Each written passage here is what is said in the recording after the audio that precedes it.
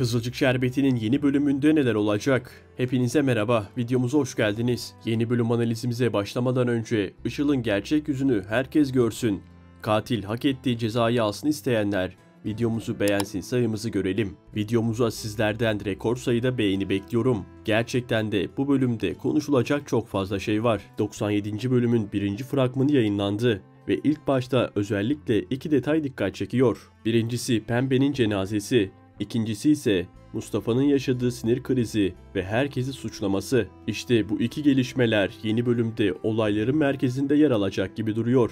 Videoda fragmanın her detayını teker teker analiz edeceğiz. Kim ne dedi? Hangi sahne ne anlama geliyor? Karakterlerin tavırlarında ne tür değişiklikler gözlemliyoruz? Hepsini sizlerle birlikte yorumlayacağız. Eğer siz de Kızılcık Şerbeti analiz videolarını seviyorsanız kanalımıza abone olmayı ve bildirimleri açmayı unutmayın. Çünkü önümüzdeki haftalarda çok önemli gelişmeler bizleri bekliyor ve hepsini an be an takip edip sizlerle paylaşacağım. Dizi artık çok daha sürükleyici bir noktaya geldi. Pembe'nin vedasıyla birlikte sadece aile içinde değil, tüm karakterler arasında dengeler sarsılıyor. Mustafa'nın yaşadığı büyük şok sadece kendi ruh halini değil, çevresindeki herkesle ilişkisini de kökünden değiştirebilir. O zaman gelin fazla vakit kaybetmeden 97. bölümün fragmanını detaylıca konuşalım. Hazırsanız başlıyoruz. Tahmin ettiğimiz gibi 97. bölüm fragmanı cenaze sahnesiyle açıldı. Pembe'nin kaybı fragmanın duygusal yükünü en baştan belirledi. Bu sahne hakkında dün yayınladığımız videoda detaylıca konuşmuştuk. O yüzden burada çok fazla tekrar yapmaya gerek yok.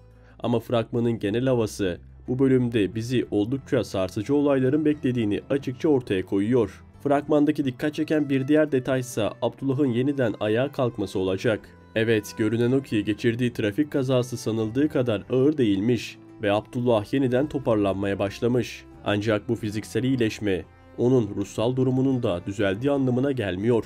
Çünkü Pembe'nin kaybı başta Abdullah olmak üzere tüm aileyi derinden sarsmış durumda. Mustafa'nın fragmandaki çıkışları onun artık duygusal bir patlama noktasına geldiğini gösteriyor. Sadece annesinin kaybının acısıyla değil, aynı zamanda içinde biriktirdiği öfke ve suçluluk duygusuyla da mücadele ediyor. Özellikle kardeşleriyle olan ilişkilerinde büyük çatışmaların yaşanması çok olası. Fragmandan da anlaşılacağı üzere bu bölümde kardeşlerin babalarına olan tepkileri devam edecek. Şu an için Pembe'nin tam olarak neden hayatını kaybettiğini karakterler bilmiyorlar. Ancak dizinin ritmine baktığımızda bu gizemin uzun sürmeyeceğini söyleyebiliriz. Büyük ihtimalle birkaç bölüm içinde Pembe'nin zehirlenerek hayatını kaybettiği ortaya çıkacak. Bu gelişme hikayeye bambaşka bir yön verecek. Çünkü cinayet şüphesi gündeme gelecek ve bunu kim yaptı sorusu dizinin en büyük sorusu haline gelecek. Bu noktada fragmandaki bir diğer çarpıcı sahneye geçmek gerekiyor. Işıl'ın Kıvılcım'ın yanına gelip neredeyse ağlamaklı bir halde olması. Bu sahne Işıl'ın artık vicdanıyla yüzleşmeye başladığını gösteriyor. Yaptıklarının ağırlığını taşıyamıyor ve belli ki içinde tuttuğu şeyler onu içten içe yiyip bitiriyor. Ancak Kıvılcım'a her şeyi anlatır mı? İşte orası biraz karışık. Benim kişisel tahminim Işıl henüz her şeyi açık açık itiraf etmeyecek. Evet, vicdan azabı çekiyor ama aynı zamanda korkuları da var. İtirafın yaratacağı yıkımı, sonuçları ve özellikle Abdullah'la olan ilişkisini kaybetme ihtimalini göze alamayacak. Bu yüzden belki ağlayacak, belki dolaylı cümlelerle bazı şeyleri anlatacak ama doğrudan itirafı sonraya bırakacak. Ancak her şeyin bir bedeli var ve görünen o ki Işıl'ın yaptıkları birinin hayatını elinden aldı. Bu da Işıl'ın hayatında büyük kırılma yaratacak. Sadece vicdan azabı değil, aynı zamanda sosyal çevresiyle, özellikle de Abdullah'la ilişkisinde büyük yüzleşmeler yaşayacak. Abdullah'ın bu süreçte Işıl'la görüşmek istemeyeceğini düşünüyorum. Pembe ile olan evliliği belki de aşk üzerine kurulu değildi. Ama yılların verdiği bir bağ, bir saygı vardı. Ve Abdullah bu acının ardından bir süre geri çekilmeyi tercih edecektir. Yeni bölümde en çok konuşulacak karakterlerden biri de şüphesiz Mustafa olacak. Annesi Pembe'nin beklenmedik vefatıyla derinden sarsılan Mustafa, yaşadığı acının etkisiyle adeta kendini kaybedecek. Fragmanda da açıkça görüldüğü gibi Mustafa artık mantıklı düşünemez hale gelmiş durumda. Mustafa Pembe'nin hayatını kaybetmesinde herkesi sorumlu tutmaya başlayacak. Kime güveneceğini bilmeden en yakın bildiği insanlara bile öfke kusacak. Bu da haliyle hem aile içindeki dengeleri hem de ilişkileri ciddi bir şekilde sarsacak. Mustafa'nın düştüğü bu durum izleyiciler için de oldukça sarsıcı. Onun her zamankinden daha kırılgan, daha öfkeli ve daha yalnız bir halde olması yürekleri burkacak. Öte yandan fragmanda dikkat çeken bir diğer sahne ise Mustafa'nın Mary'i öpmesiydi. Bu sahneyle birlikte dizi öyle bir noktaya geldi ki artık neyle karşılaşacağımızı kestirmek zor. Senaryo izleyiciyi sürekli şaşırtma amacı güdüyor gibi görünüyor. Mary ve Mustafa ilişkisi şimdilik oldukça tartışmalı.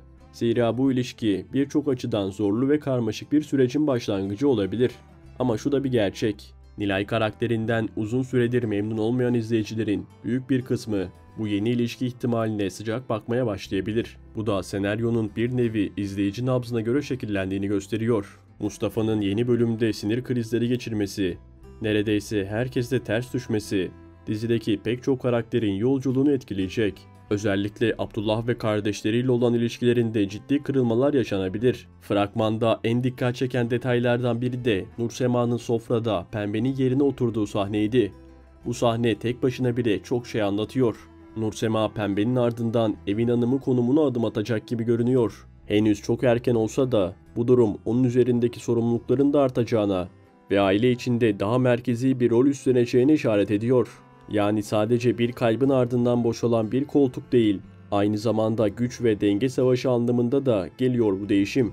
Son günlerde sosyal medyada ve yorumlarda Firaz ve Nursema'nın ilişkisine dair bazı iddialar ortaya atılıyor.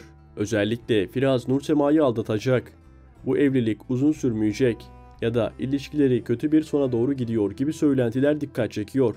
Ancak açık konuşmak gerekirse bu tür iddiaların hiçbirinin somut dayanağı yok. Tamamen söylentilere dayanıyor. Şu ana kadar dizide bu yönde herhangi bir işaret ya da gelişme yaşanmadı. Tam tersine Nursema'nın hayatının belki de en zor dönemini yaşadığı bu günlerde ona en büyük desteği veren kişi şüphesiz Firaz oldu. Pembe'nin kaybı Nursema'yı derinden sarsarken Firaz'ın da hem eşine moral vermek için hem de ayakta durmasına yardımcı olmak için elinden geleni yaptığını göreceğiz. Bu da Firaz'ın ne kadar sadık, duyarlı ve güvenilir bir eş olduğunu bir kez daha ortaya koyacak. Ayrıca Firaz'ın Ünal ailesiyle olan ilişkisi de her geçen gün daha da sağlam bir hal alıyor. Artık Nursema ve Firaz'ın evliliği Ünal ailesi için sorun değil, tam tersine bir güven kaynağı haline gelmiş durumda. Öte yandan bu zor günlerde bir başka dikkat çeken isim de Ömer. Hem yeğenlerine hem de abisine elinden gelen desteği vermeye çalışan Ömer, adeta ailenin arkasındaki gizli güç gibi hareket edecek. Kendi acısını içinde yaşarken çevresine moral vermeyi, ayakta kalmayı ve olaylara sağduyulu yaklaşmayı başarabilen tek kişi Ömer gibi görünüyor.